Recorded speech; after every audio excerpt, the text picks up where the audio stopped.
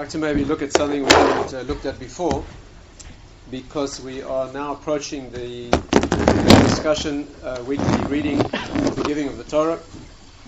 So let's try to look at a theme which really weaves its way through all of Torah. The more background you have, the more I hope you'll discover in this.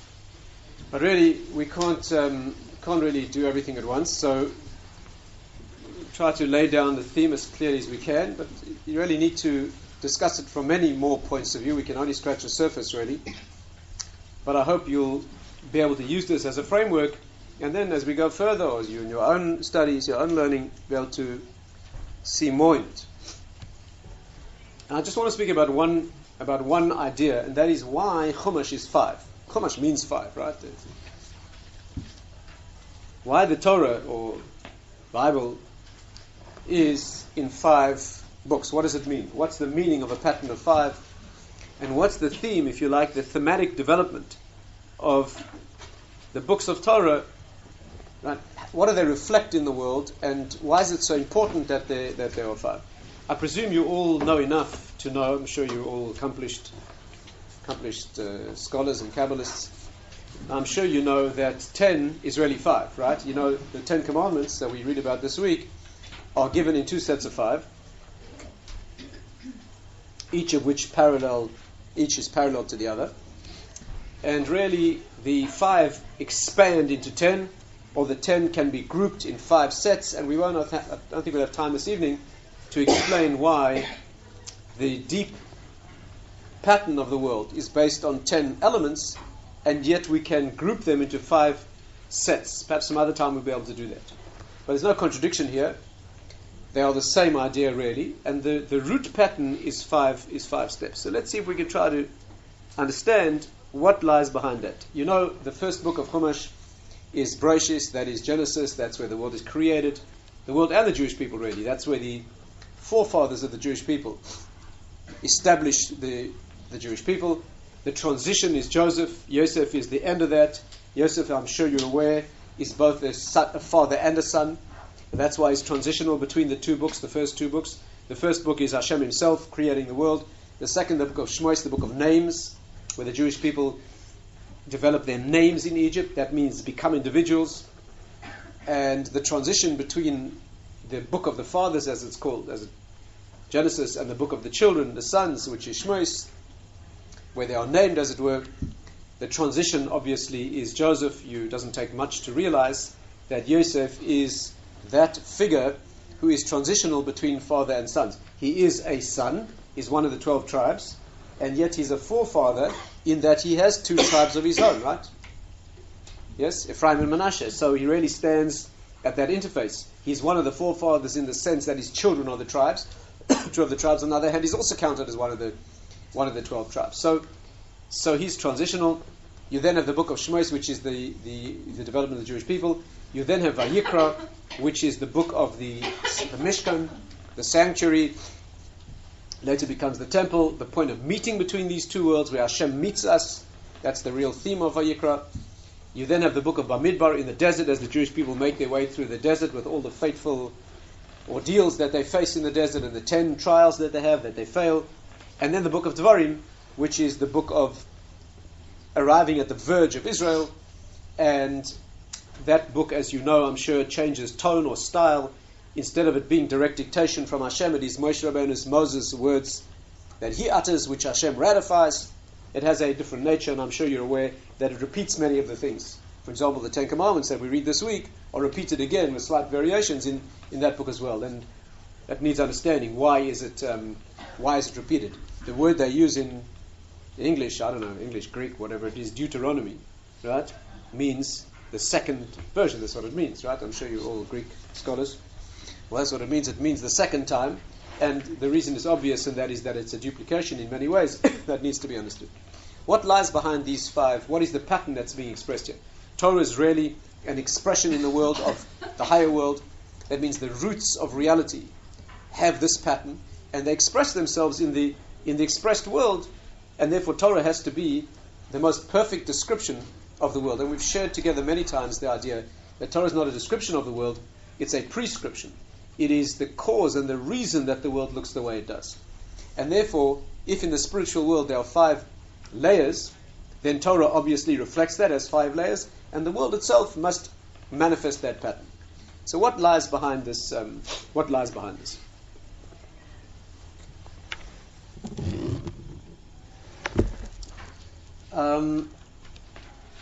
Let's begin maybe and take a look at the 5 layers of reality. Right? This is not easy material. It reaches deep into the Kabbalistic world.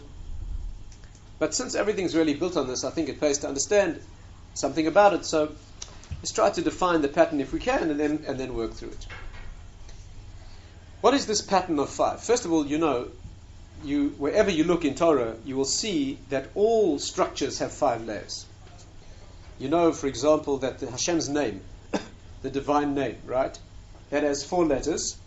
But any system of 4 obviously has a mystical root, right? The point of Genesis, if you like, which is always mysterious.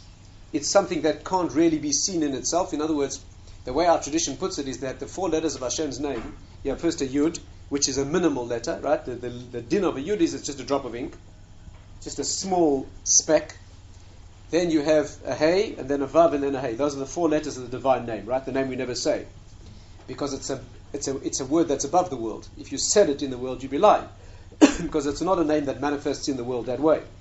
But obviously, those 4 letters, the root of them is what's known as the Kutzah Shel Yud. In other words, it's their little fleck or speck or place where the Yud begins. Technically speaking, it's where the ink meets the parchment. That point can never be defined. You can never see that. You can never see where nothing becomes something. Because if you look too soon, you don't see anything. And if you look too late, you see the thing itself. You can never see nothing becoming something. I see a lot of very doubtful faces. You can't see where nothing becomes something. Is that? Because if you look too soon, you don't see anything. And if you look too late, you see the thing.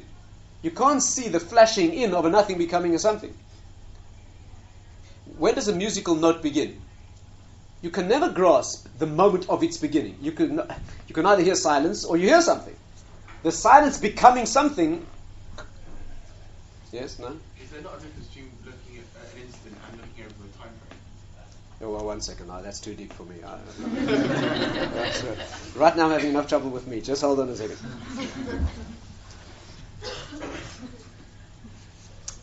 The mystical point is what's called yesh me'ayin, something from nothing. You can't represent that. If you try to make a picture of that, it would be a something. How do you...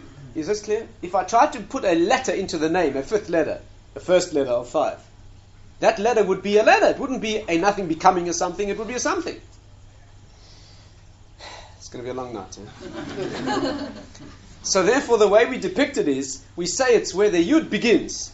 It's that amazing place where the ink, where the blank space becomes the black letter, but neither of those, where the one becomes the other, right? And therefore, it's not represented as a separate letter.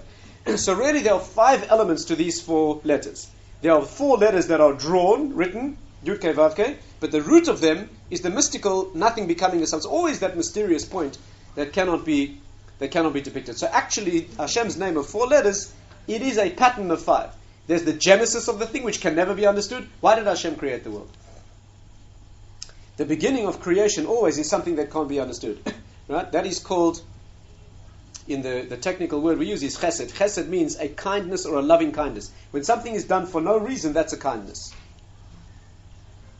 If I do something for you for no reason that you can ever discern, it's only my love for you. That means I didn't have to do this. Again, not rachamim, don't make a mistake. Rachamim is where you do something for somebody because he needs it. That's a different story. When you give to somebody who's poor, that's not called chesed, that's called rachamim. The difference between chesed and rachamim is that chesed, kindness, is done with no reason at all. It's done because I want to do this for you, not because you need it. If you need it, then the origin of this movement is your need. There was a sense in which I was obliged by your need. If I'm a sensitive person and you're poor, or you're starving, or you need help, so that evokes my help. And we call that rachamim, mercy. But chesed is not that. Chesed is where I do it for you, not because there's a need, just because I want to. This is the desire of a parent to give birth. Because you do it for yourself. No. no. This is, in fact, it's very interesting, is that the very first word you can spell in Hebrew, you can't make any more basic word in Hebrew than Aleph Bet. You just can't get more basic than that. Aleph is not a word. As soon as you construct a word in Hebrew, you take the very first two letters of the alphabet, right? The word means father, Av, and also the male desire, the father's desire to marry and produce a family. Avo in Hebrew means to long for and to desire. Right? Not aim. The mother is a different word. She has an aleph, which is the first letter, and then she has a mem, which is the middle letter. Because the woman is always the one who, it depends on her. The Hebrew word aim, which means a mother, also means im. That means if. It's up to her. If yes, yes. If no, no. It's up to her, right? Okay. Needs discussion. But the first two letters you can form are the letters for desire, and that describes at a very deep level Hashem's desire. He wants to create a world not because it needs him. It wasn't there. And not because he has any lack. He's not doing it to fulfill a lack in himself. He's doing it simply because he wants to. That's called ultimate goodness, and that's called chesed. And therefore, the Sefer Bereshis, the book of Genesis, is that. It describes the world coming into existence simply because he wants to. Right? And that's called the book of the fathers. Right? The book of this desire, as it were, to bring something into existence simply because of his goodness. That is called chesed. That's why in English they call it loving kindness. It means... Goodness for whom? What? Goodness for whom? Goodness for whom? Chesed for whom? Goodness means it's a midah of yours. Because you're good, you want to give. Right? That's what it means. I mean, to sin. Just had problems with him, now I have problems with you. What's the problem? Sure. What's the problem? No, I mean, sure. Everything that we went through, the Yidden and the child and everything, it's not chesed. It's not for us. We don't. They did. I'm not sure what you mean. Hold on a second. Stay tuned. So the first midah, the beginning of any process, is called chesed. It means a thing done purely out of the goodness of the one who does it. That's the beginning. So you have 5 elements to the divine name. The soul, for example, has 5 parts. The human soul has 5 parts, right? The parts of the soul are, the first part is called ratzon, which means desire. That means any ideation, any process of bringing a thing into the world begins with a desire for that thing. Obviously, if there's no motivation, no will, then nothing can ever move. The second level is called machshava, which means a thought. After you have the desire, it's formulated as a thought. The third level is called hirhur, which means material thought. That means it has graphic content, plan, specifics. Then you have what's called dibur. Dibur means loosely translated speech, but more deeply translated, dibur means a bringing down from theory into practice. In Hebrew, the word dabar means hanhaga. It means control, conduct, taking theory and putting it into practice, right? Dabar echad lador means a leader of a generation. Yad ber amim tachtenu means to control nations. It means, right? We translate it in conventional Hebrew as speaking, but speaking really means taking an abstract theory and putting it into expression in the world, right? We spoke a week or two ago about the theory of speech, and that is really a much deeper idea, not simply speaking with the mouth. It is bringing an idea into manifestation in the world. That is called the 4th level, that's called dibur, and the 5th level is called ma'aseh, which means action, right? Where the thing is not a translation of thought into action, it's the action itself, that's called ma'aseh.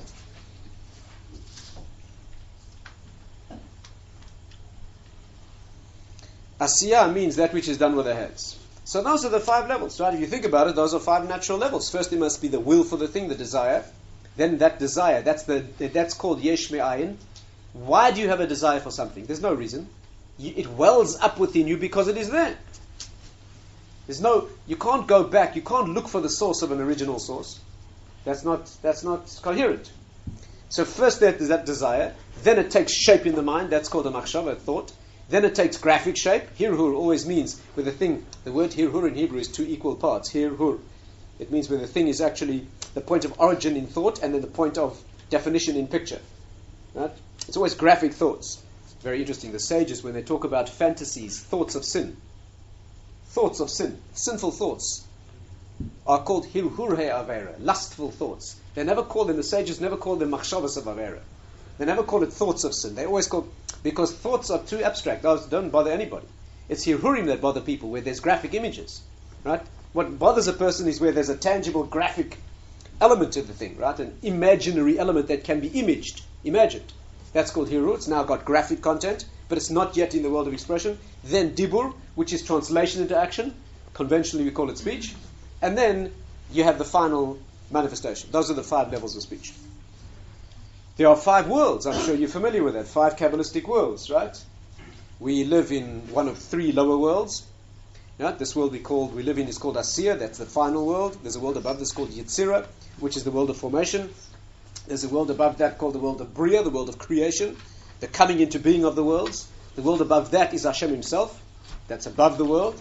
And of course, that name of Hashem is a manifestation of something very, very deep that in the Kabbalistic works is known as whatever it's known as. It's got its own terminology. It's a higher human form in the upper world that is represented in these layers. So you have 4 worlds, and of course there's the root of that which is beyond all human understanding. Is the 5th one. So you have 5 layers to every structure in the world. Incidentally, that's why the world is made with Hashem's hand, and the hand has 5 fingers. Right? Torah says, the verse says, I cast the world with my hand and the heavens with my right hand. Right? Yemini, Tipcha Shemai, means Yemini Yasda, it means Yadi Yasda Aretz. My hand in Hebrew always means the left hand. The left hand is always the hand of control and limitation. The word Yad in Hebrew, which is a hand, spells die, the same letters, which means enough, to stop, to limit. And Yemini, and my right hand makes the heavens, which is the unlimited world, right? That's always right and left, the hand that begins and produces and the hand that limits. Those are the 2 hands. And each of those 2 layers of creation have 5 elements, obviously. So that every process, every element in the world, every structure has these 5 layers. 5 layers to thought, 5 layers to the soul. The soul has 5 layers. Ideation, as we said, has 5, and the soul has 5 layers. The lowest level of the soul is called the nefesh. The nefesh is the part that actually engages the body. In technical terms, it's called shitufa de gufa. It's where the soul meets the body. It's that part of the soul that is almost tangible. It has cravings and sensuous desires and hungers and passions and the things that an animal has. Right? Those things we share with the animal. They move the body. That part of the soul that animates. The word anima in Latin means the soul. Right? The soul that animates, that moves the body. The soul moves the body. That's called the nefesh, right? The nefesh, the word nefesh in Hebrew has 3 meanings. Nefesh means comes to rest. Comes to rest. Vayinafash, we say, right? Comes to rest, because that is where the soul meets the body and comes to rest, right? Nefesh also means desire, the desire of the body, not the higher desire, the desire of the body to have. And the 3rd meaning is to give back and make more. Nafish in Aramaic means, nafish tuva means to manufacture more, to make more. Right? Those are the 3 meanings of nefesh. So nefesh is the lowest part of the soul. In fact, that part of the soul Kabbalistically inhabits the liver. There's no accident that in English it's called the liver. That's where the life force connects with the body. In Hebrew it's called the kaved, the heavy part. It's called heavy, right? And of course the liver is nothing other than blood. The blood is where the nefesh is, right? So that's where it is. The next level of soul is called the ruach, which already is very undeveloped in an animal. That's much more developed in humans. The ruach is the inner process, one's inner life, one's thoughts and one's intellectual world, not the cravings and animal drives, but the world of thought and concept. That's called ruach. Ruach means movement, movement of air. That's always a process. That's called ruach. That, according to the deeper wisdom, is in the heart, which is always a process of movement. What's in the chest level, what's in the lower level is always connection to the world, right? Connection to the material world keeps the body going. Reproduction produces one in the next generation, engaging the world in that way. The middle of the body, the chest, is where the heart and lungs are. That's always a movement. The lungs, ruach, means breath, wind, breath, movement, right, of air. That is called the heart. That's where one experiences oneself. The higher level is called the neshama. That really is in the brain. That's the 3rd of the levels, which is already verging on sanctity. In fact, the neshama is so high and so holy, we have very little contact with it. All of our inner experience is really called ruach. Do we have any contact with the neshama? Maybe in very rare moments of inspiration, where you suddenly hit with an amazing idea that comes from nowhere. That experience of suddenly, or when you try to solve a problem, right, and you work on it for ages and ages, and you work on it, and suddenly when you lose control, or you relax, or you wake up, and you have a tremendous inspiration of an answer, right, then of course you've got the chutzpah to say, I worked it out. Worked it out. I didn't work it out, it was a gift. That is called neshama, right? It's just a moment, the Kabbalistic sources say, it touches and doesn't touch. It can never it's too powerful to inhabit the brain permanently. So although it belongs in the brain, it hovers above. If it was in the brain, you wouldn't be able to survive. Much too powerful a light for the brain. So it hovers above the brain and only touches occasionally, right? By the way, this is why people sleep. Why do we sleep? Because if it shone inside, even a little of this shone in the brain permanently, the fuses would melt. And so what happens is after this number of hours, a day or the most 3 days, in most cases you can't go more than 3 days without sleeping. The fuses eventually burn out and trip and a person has to sleep, right? That is why, it's also why you can't concentrate on one thing for more than a very short space of time. Try to concentrate on one single idea for 60 seconds. If you can concentrate on one thing for 1 minute, you are in the top, very small percentage of human. Very, very unusual. You concentrate very powerfully. At the most potent moment of concentration, you suddenly realize sometimes you can't even remember what you were thinking about. Right? There's a tripping of fuses, all part of the same experience. And that is because the neshama is too high, and it is above really the head, and it shines in. It actually occupies the place where you wear tefillin, where a baby's head is open. Baby's born with a skull. You can feel the brain pulsate, right? That's the point of connection. And there are two higher levels above that, which are very, very high. Those haven't been seen on earth since the days of Adam and Eve.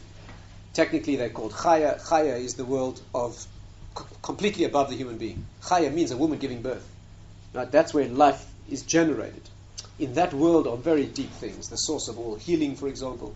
Healing for all illness. If you could reach that world, there'd be no illness. And that's where pure life is coming into the world. And above that is a place called Yechida, which is really where the soul is one and the same as the divine source. Yechida means where they become one. Right? At that point, we'd all be connected. If you could reach that level, you wouldn't be you different than me. Right? We'd all be part of the source. Again, 5 layers to the soul. Let's take a voyage through Chumash briefly and see if we can understand how each of the books. Are we clear? Are we clear about the pattern? That's the theme, and it pays to understand because all things in the world, the human motivation and the human structure, and all Torah aspects are always based on these 5 patterns, and it's the deepest explanatory pattern. Right? To understand this, it fans out into all mechanisms in the world. Let's go through the 5 books of Chumash and see how they reflect this pattern. The first is the book of Bereshit, right? Genesis. Genesis is the place where it contains everything. It's the root, that's the seed. It's the ultimately male phase, if you like. Dvorim is ultimately female. You know that the beginning of a process is always considered male in the deeper world. The end of a process is always considered female. Production of a child. The father gives only half a genetic code. That's all he gives, right? There's nothing of the father left when a child is born. When a newborn baby is born and you hold that child in your hands, every gram of that child is formed by the mother. There's nothing left of the father in the child. The only image, the only element of the father that's in a newborn child is half a genetic instruction someplace. But all the material is produced by the mother, right? She produces the whole. This is why we always refer to Hashem as male. Why do we always refer to God as male? Because we narrow-minded, anti-feminist, chauvinist, medieval. It's because points of origin that are multi-potential are called male. Hashem is always referred to as male in his essence because that is the point of origin. That is all possibilities. But when it's brought down into the world in Hebrew is always feminine. All the words for the earth and the world in Hebrew are female. Right? Adamah is feminine. Even if the word doesn't look feminine like Eretz, but it takes the feminine. Vessels are feminine in Hebrew. Stones are feminine. The Hebrew word for us. Shekhinah means the female version. That means Hashem's presence in the world is called the Shekhinah. You know what Shekhinah means? It's similar to Shachen. It means he's like a neighbor. It means he's here. He dwells within, right? That's the female. Obviously, the source has male and female manifestations. So the Shekhinah is the female manifestation of the divine that is inside the world. But the male manifestation is not yet in the world. And that's why it's called female, because it's in the world. Even the word for a stone, which is the building block of reality, right? The world is formed from Even Shtiyah. That means the stone of formation. The word Even is a feminine word, even though you wouldn't know to look at the word. Actually, some deep sources say that the word Even in Hebrew is a contraction of Av and Ben, which means father and son. And when you mesh them together, you get a feminine. It's in the woman that father transitions into son, right? It's in her. She affects that transition and produces one from the other. So that is the concept. The woman, the female is always, She's called Gvura, the left-hand side, gives limitation, gives shape, gives specific form from the formless potential of the male. So Genesis is the book of origins, of beginnings, contains everything, contains the roots of the Jewish people, the forefathers. Right? That is the book in which the process begins. And you cannot understand a reason. There's no reason why it happens. It happens because Hashem is good and wants to do it. You can't, again, points of origin are only because they are. There's nothing forcing him to do it. And therefore the world manifests. What's the second book? The book of Shmos. That is the book that is already where the Jewish people are formed. They come into specific formation. The book of Shmos begins with the names. Right? What's it called in English? Exodus, no? Exodus. They are formed in the exile in Egypt. They go through that crucible of fire, as it were, and they come out as a people formed specifically. That is the book of... So the first book, as you could say, is Hashem's book. The second, if you like, is ours. We are now formed in that image as a Jewish people. The third, like always, is the point of connection. Vayikra, the third book, is almost all. There are only 2 incidents in the whole book that are not dealing with the concept of the Mishkan. The Mishkan, or the sanctuary, right, in the desert, which later became the temple, is the place of meeting of these 2 worlds. What is the concept of the Mishkan? Always, the pattern of 3 always is first is the one side, the male side, then you have the opposite side, the female, and the third is always the harmony between the 2. In the body, for example, the right hand is the male side, the left hand is the female side, and then the center where they meet and balance and harmonize, that's always called the third element. It's always point of connection. What is the Mishkan? What is the sanctuary? What happens there? There Hashem meets us. What happens in the Mishkan is all points of contact, points of connection. For example, sacrifices that are offered there. What are sacrifices? They are the form of the world's eating. Eating is always necessary to hold body and soul together. Why do we eat? Why do we eat? Eating is necessary to keep the opposites of spirit and physical together. If you don't eat, the 2 begin to distract themselves from you, become faint. And if you don't eat long enough, they separate completely. Eating keeps the spiritual in the physical. The sacrifices are, as it were, where the world eats. The Shekhinah is kept in the world during the sacrifice. That's also the place of speaking. We hear Hashem's voice speak from between the two kruvim. In fact, the service in the temple is what keeps the world alive. The sacrifices, both sacrifices and ketoris. Ketoris means the incense. The incense, the word ketoret in Hebrew means to connect. It means to bond together, right? One is food, which is energizing the body, and one is smell, incense, which energizes the soul. We smell spices on Motzei Shabbat, when Shabbat goes out, to energize the soul. Right? That is why it's, in fact, the highest type of work that's done in the Mishkan, because it is feeding the soul directly. Right? So, you know that it should be obvious, really. Smell is done with the organ of breathing, right? Which is the organ of life. Why does the nose smell and breathe? And sneeze, for that matter. You know, any organ in the body that has more than one function means that those functions have a commonality. Otherwise, they wouldn't be built into the same organ. Right? The mouth has 3 functions which are common. Speaking, eating, and kissing. They're all functions of connection. Speaking, people connect with each other. Eating, body and soul are kept connected. And the mouth is a natural organ of affection. Mother shows affection for a child. What does she do? She slobbers all over there. What kind of natural thing is that? But the mouth is the point of... Right? It doesn't make any sense, I can assure you. Medically disastrous. But that's because it's an organ of connection. All 3 aspects of connection put into the same organ. Why does the nose smell and breathe? Because that's the place of life. When the human being's created, Hashem breathes the soul of life into the nose. And that's what sneezing is, by the way. You know why we say bless you when someone sneezes? Because before, in the early days of the world's history, before illness and old age set in, people died by sneezing. The breath of life was breathed into the nose, and it was forcibly breathed out. A person only sneezed once. You sneezed once. The Gemara says people walk in the street, and there came to time to die. They would sneeze out the soul, and that's how they would die. Right? There was no gradual phasing out. And so it's the organ of life, and smell always is a sense of life. Things that are alive smell wonderful. Things that separate from life smell bad. The more alive they were, the worse they smell when they separate. The more alive a thing is, nothing smells as good as a newborn baby. Even a newborn child's excrement is clean, smells sweet. If a child's only nursed, doesn't eat any extraneous food, the law is that if a child is soiled, a newborn child, you can say blessings in front of the child, use Hashem's name. There's nothing offensive about it, right? But Nothing smells as bad as a dead human body. When a thing separates from life, right? And the nose is always, that is the organ, when Mashiach comes, it says he will smell Yiras Hashem. He will not look at spiritual content, he'll be able to smell it. That means things that are connected to life are always, and that's what the incense is. It is that connection with life. And that's why, and the Mishkan has all these things. Who serves in the Mishkan? The priests, right? The Levim and the Kohanim. The book in English is called Leviticus, right? It's called the Levim. By the way, Levi means to connect, to accompany. Levaya means to connect. They're the ones who connect. The Mishkan, the people who work there, the Kohanim, are between us and Hashem. Now the Maharal says an amazing thing. The word Kohen in Hebrew adds up to 75. Kohen is 75. Maharal says it's a way of saying, how do you say in Hebrew 7.5? How do you say between 7 and 8? 75. Again, 7 is the natural world always, right? 7 elements of the natural world, as we know. 8 is always the miraculous, the transcendent. 8 is always in the miraculous world, the higher world. Shmone in Hebrew means oil, floats above.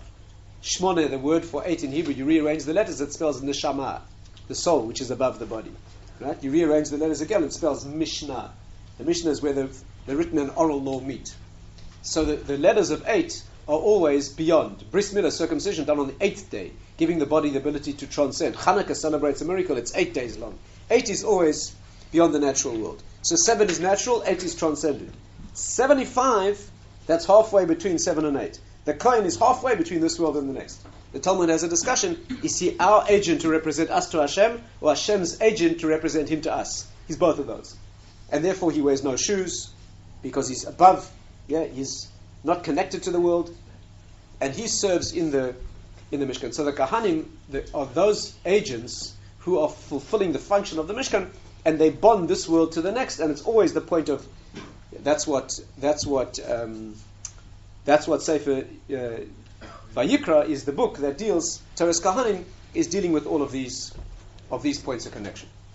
Why it's necessary is very important to understand also. The deep secret is that Genesis, the book of Bereshis, the world was created but destroyed. The world was created, but man sinned, right? Man and woman, they broke it down. The world needs a new and perfect creation. The secret of Vayikra is that Hashem recreates the world again in the microcosm of the temple. You know, everyone should know this, is that the Mishkan, the sanctuary, is the source of the laws of Shabbat. How do you keep Shabbat? You don't do the 39 things that were done to build the Mishkan. Why? Because the Mishkan, that sanctuary, that little tent of meeting, was built and constructed in the desert using 39 creative activities. Kabbalistically, those are the actions that Hashem used to create the world. So the Mishkan is the microcosm of the world. And just like on Shabbat, he stopped creating the world, on Shabbat we stop the 39 activities that are used to create the Mishkan. If you want to know what you may not do on Shabbat, you go back to the 39 things that were done to build the Mishkan. It's those 39 things that you have to stop. There's a very clear indication here that the Mishkan is the second version, if you like, of the creation, but this time in terms of perfection, right? You notice the Torah says about the Mishkan, time and time again, Kasher Tziva Hashem, as Hashem commanded. In Genesis, it wasn't as Hashem commanded. He commanded them not to eat the fruit, and they ate the fruit. So he recreates a second version of the world, which we have a hand in. And this time it's Kasher Tziva Hashem, exactly the way it was meant to be, so it was built in perfection. Yeah? And that is the secret of the book of Leviticus. And then we come to the 4th book of Bamidbar. Where does that place us in the hierarchy? Let's understand this. Amazing thing to understand. What is the 5th level? We said the first level is Ratzon, desire, Hashem's desire to create the world. The second is Machshava, the thought. Right? The third is where it comes into specific graphic representation. The 4th is called Dibur, right? Speech. Remember that? The 4th is called Dibur. The 4th book of Chumash is called Bamidbar. Dibur. Again, we're used to translating it as Bamidbar, meaning in the desert. What's it called in English? No, not Numbers. Numbers. Bamidbar means in the desert, right? Bamidbar, in the desert. But the Hebrew word midbar is the same word as speaking. No accident there, right? The word is bamidbar or bammedaber, in the speaking. What does this mean? And by the way, the whole book's about speaking. The whole book of Bamidbar is about speaking. It's all speech. The Jewish people are going through the desert. You know what happens in the book of Bamidbar? One breakdown after another of speech. All the faults of speech. The Jewish people are tested 10 times. Each time is a breakdown of speech. Right? For example, Misoinani, they complained. The second one you have there is Miriam and Aaron speaking Lashon Hara about Moshe, using speech wrongly. The third one is the Meraglim. They go in and they speak bad about the land of Israel. That's speech again. Then you have Korach, right? Machlekes, fighting, arguing, using speech wrongly to cause dissension and argument among the Jewish people. And then you have hitting the, you have Bilam, Balak's cursing the Jewish people, using speech for a curse. And then you have Moshe Rabbeinu hitting the rock instead of speaking to the rock. This is the withholding of speech improperly. The whole book is a book of the errors and the breakdown of speech. By the way, while we're on the subject, it's no accident that the fifth book is Devarim, the spoken things, the words. Bamidbar is the place of speaking and speech, and Devarim is the words that actually come out, right? That's what it means. But that's what Bamidbar. Why is it called Bamidbar? Because a desert, what does desert have to do with speaking? Midbar is a desert. What does it have to do with speech? The secret is this, that in Hebrew, every word that starts with mi means from, to exclude. Right? Mikem means some of you, not all of you. Exclude some of you. Mi means to take it away from. Midbar means a place of no speaking. The Torah makes it clear that the desert is a place of chaos, right, where there are no roads. Speech is an organized system. I take thoughts and I put them into logical sequence, otherwise you wouldn't have any idea what I'm speaking about. Right? There's an organized process, a pathway. That's what speaking is. It tells a story. There's a road, a path. A desert is a place where there are no roads. A desert is a place wherever you go is the road. Right? And therefore it's called a midbar, a place where there's no speech. The Jewish people are given a road in the desert. That means the whole history of the Jewish people is Hashem takes us through an impossible place. The whole process of the Jewish people in the desert is that He takes us through. There are two phases, of course. There's walking through the desert for all those years, and then what's called Midbar Ha'amim. We then go through an exile throughout thousands of years in the desert of the nations where there's no place to be. Everybody try to kill us. Right? Everybody. I mean, there's no... In case you hadn't noticed. Whatever we do is wrong. Whatever we do is wrong. Israel gets attacked. They try to defend themselves. People say it's disproportionate. You know what disproportionate means? Proportion means you only do as much as they did to you. Right? So if there's some rockets, what do you need to do? Enough to stop it, right? So they did a certain amount. Obviously it wasn't enough. They're right, it was disproportionate. I mean, it's still rockets, so they didn't do enough. I mean, again, proportion, but I don't see it that way. Anyway, this is called the Midbar Ha'amim. You're walking through a desert where there is no place to go unless it's forged unnaturally for us, right? That's the process. By the way, you know that Bamidbar, the fourth book, is actually 3 books. You know that. The book of Bamidbar is actually 3 books. You know, Chumash is 5 books, but it's actually 7. Well, it must be, obviously. Why is it 7 books? Because the 4th is actually 3. So that adds 2 more. Why is it 3 books? Because it fits into, Bamidbar goes up to the Misoinani where the Jewish people complained. Until then it was perfect. Until then they were marching through the 42 stages in the desert. 42 is an expansion of Hashem's name. They were going through the process of perfection on the way to Israel. And then they began the problem of mistaken speech, and then the process broke down. And then the Torah walls that off with 2 upside down nuns. Amazing thing in the text. You look in the text of the Torah, there are 2 upside down nuns.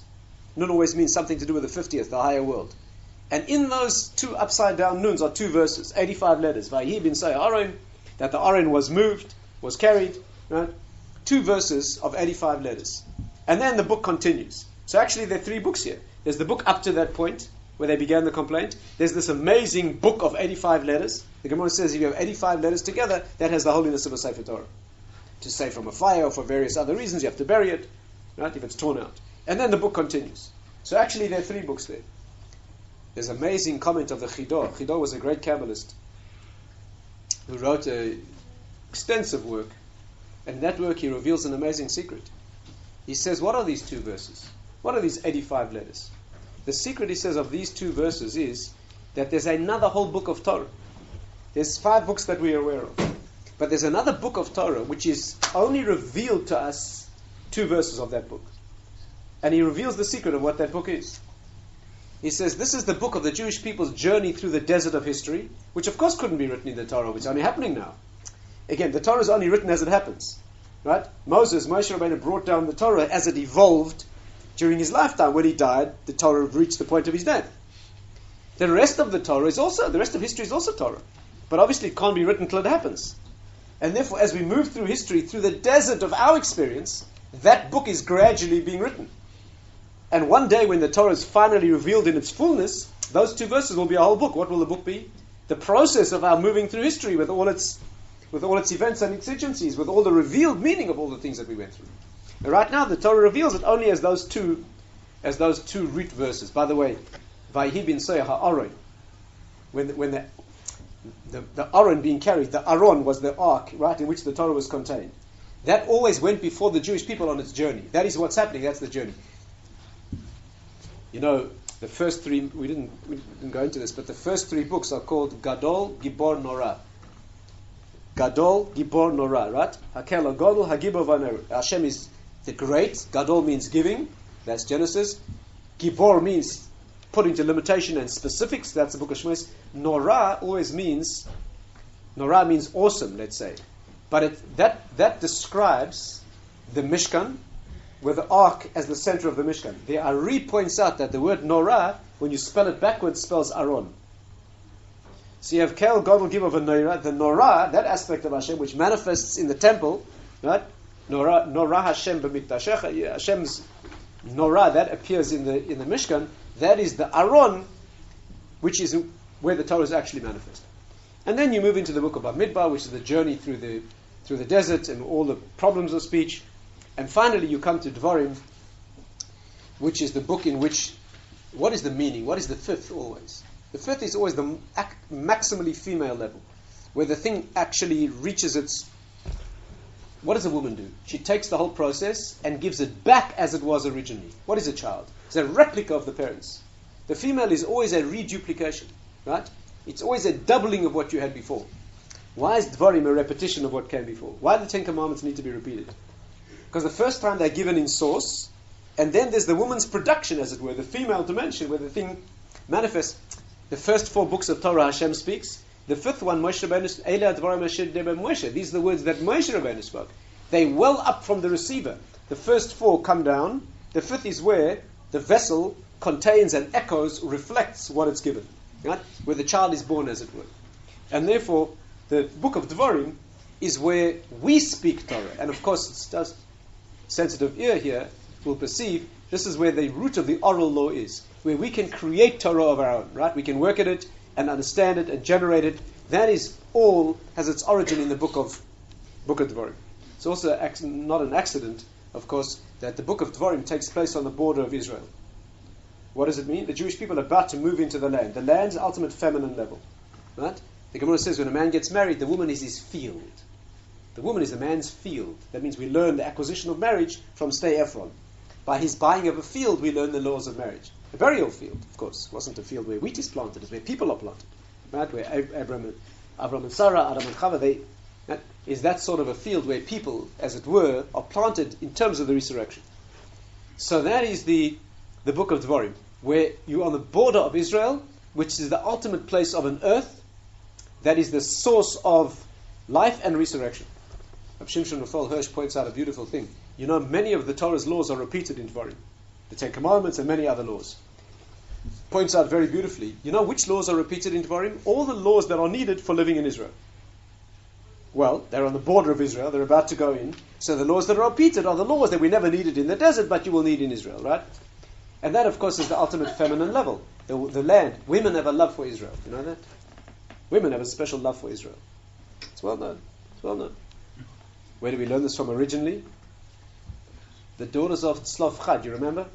The daughters, 5 daughters of Tzlofchad, they came to Moshe and they said, we are women and we don't want to lose our inheritance in the land. So what happens if we each marry a man from another tribe, our ancestral land will be lost. And Hashem gave a special instruction, they should marry relatives from their own tribe. By the way, no accident that there were 5 of them. That's the female dimension. So there were 5 daughters of Tzlofchad, and they were the ones who expressed a special love for Israel, and that's always the feminine dimension. Anyway, what we learned this evening is a thematic overview, if you like, or an introduction to the 5 levels. Why Chumash is phrased in terms of why did Hashem have to write it in 5 books? He could have written it as one long string of words. But Chumash means 5, and it is always representing the 5 dimensions of the world, right? And that's the pattern.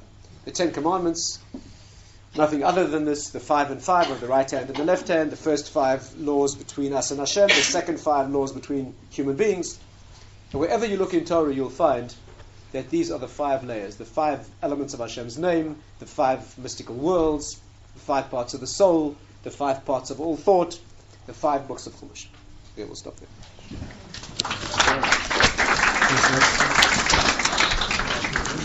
What? 5 windows. Oh, they make 5? Yeah. Okay, they told me how to speak about something new, so...